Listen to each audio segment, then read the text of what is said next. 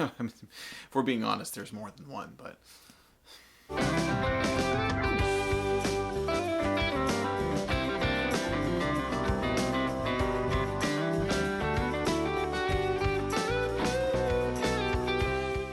that song, boy, don't you love the songs in these intros? I love the songs in these intros too. And you can listen to those songs on all the major streaming services. I'm just throwing it out there. You can throw it right back.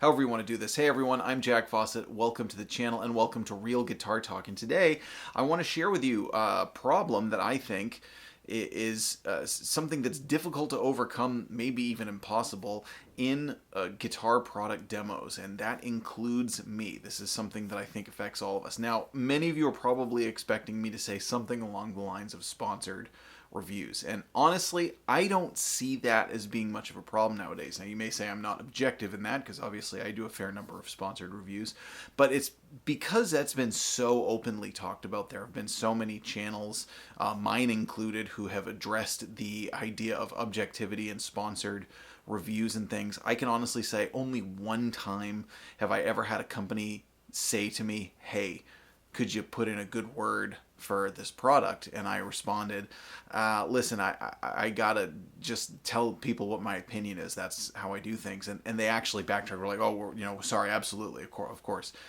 So sometimes you may feel pressure to say something nice if it's just a company that you like working with, but I've never actually had the experience of someone really doing shady business trying to get you to say you like something that you don't like. Not saying it doesn't happen, but I think nowadays that's been so openly talked about. I do understand that the whole paid partnership label can put people off from the beginning. In that sense, you really just got to use your ears, your own personal judgment, and get to know channels that you're watching reviews of. Also, people who are doing unsponsored reviews, honestly, they may be trying to get the attention of the brand, to get the brand to send them something. So they could be not objective too, but not it being sponsored. Anyway, that's the whole thing. The issue that I want to talk about today actually has to do with experience, and specifically experience related to the longevity and full distribution. I don't know what's the right way to say it.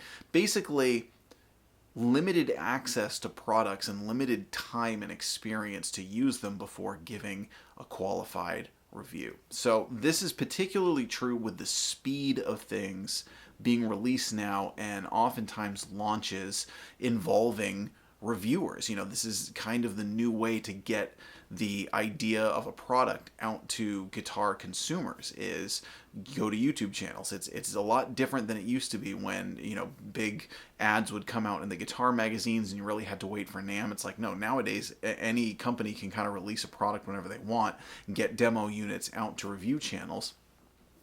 The problem is that you get it, you give your opinion on kind of how it sounds, how it plays, but the only real qualified opinion that any of us can possibly have is just on that short amount of time that we have it. Now, I will say that the more you do this, the more gear you play, yeah, you develop a pretty good ear just from having access to a ton of gear that you might not otherwise have access to. It's like, yeah, you start to really pick apart the little nuances of tone and things, and there are certain things you can say, hey, this seems like it's built really well. There obviously certain aspects of that we can deduce. However, like if I'm doing a review of something that's come from a company I've never worked with before, I can give you my impression of what they've sent me, but I can't honestly tell you about the longevity of it. I can't tell you about how long it will last. I can't tell you about what their customer service is like. I can't tell you about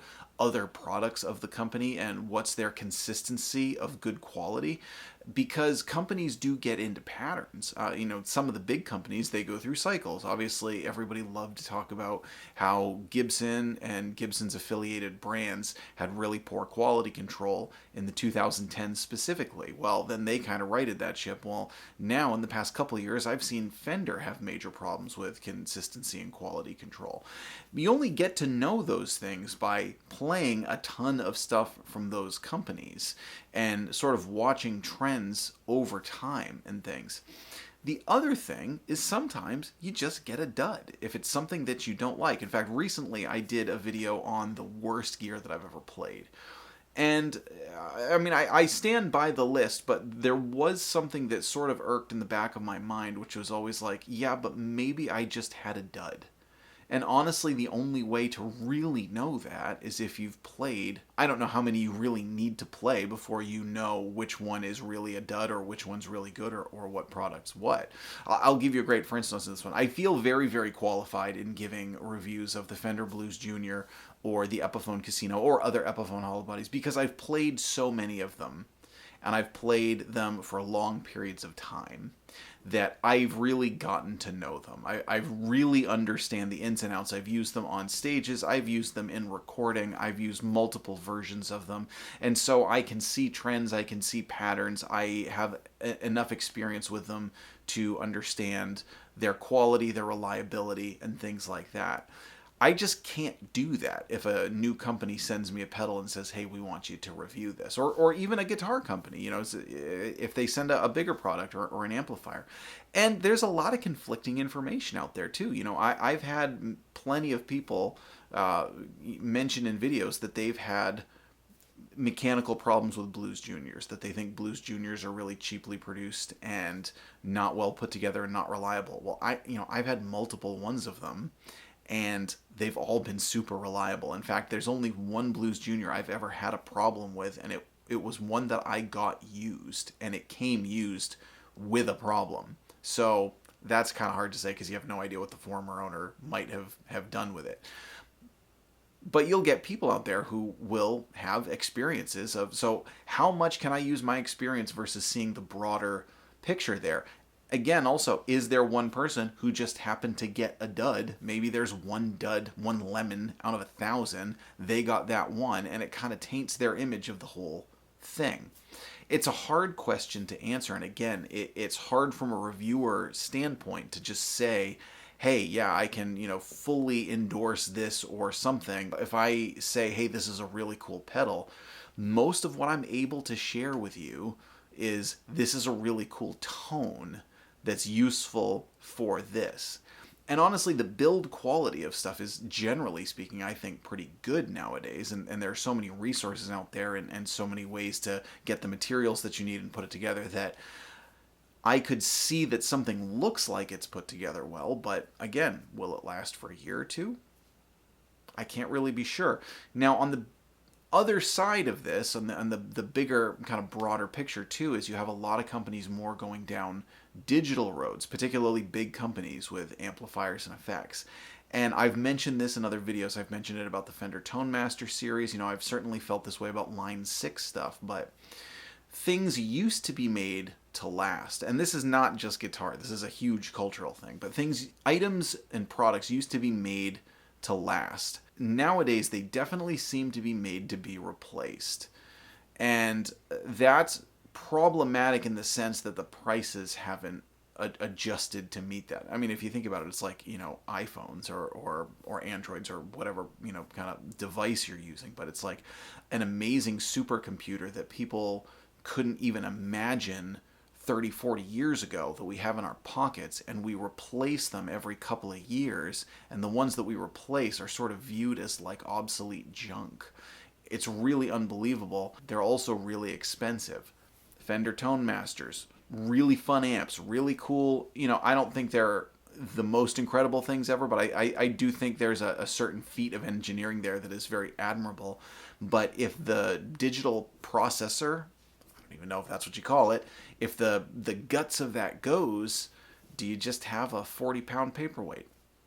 Who knows? I don't know the answer to these questions, and so unfortunately from a reviewer standpoint, I can't share the answers with you. So let us know what you think of this. I'm trying to be kind of brutally honest here at myself. So if I do say something, I've actually felt pretty bad before if I've ever suggested a product to somebody and then people have come back and say, geez, this was so unreliable. Because again, with a lot of stuff, it's like, I got one of them. Even if I've played it for, a year or two, I have one. Maybe the one that I have is good.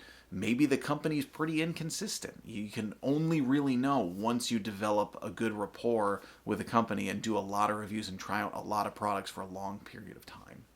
What do you all think of this? Do you also struggle with kind of the speed of things in the world now? How quickly stuff comes out and how quickly we're supposed to pass judgment on it, not just from a reviewer standpoint, but from a consumer standpoint. Also, how quickly, we need to kind of like make decisions on what we're supposed to get, what we're supposed to play when we're sort of constantly bombarded by new things. Interesting food for thought. Let us know what you think in the comments. I'm Jack Fossett. Remember to like, share, and subscribe. And we'll see you next time.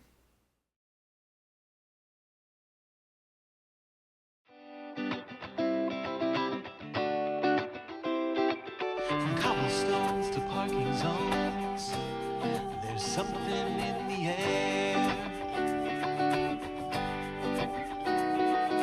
High-heeled shoes are giving me the blues, but no one seems to care.